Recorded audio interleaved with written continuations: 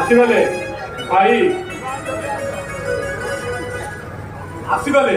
college पढ़वा brilliant student ଆଉ କହିବେ ଏ ଭାଇ ମୋ ପାଇଁ କେବେ ସ୍କୁଟି ଆଣିବ ଯେ ହଁ ଭଲ ହେଲା କିନ୍ତୁ ତୋ ଭଳିଆ ମୂର୍ଖ ନ ଯେ 10 ଦିନ 4 ପରୀକ୍ଷା ଦେଇ ତୁ କହି ଘର ବସି ଓ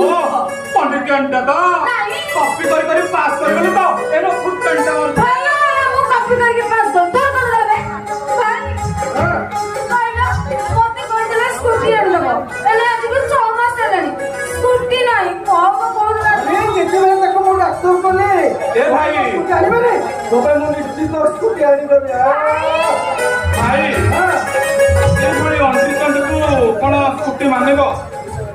ମୁଁ ତା ପାଇଁ ଗୋଟେ ପରା ବୁଲେଟ ଠିକ କରିଛି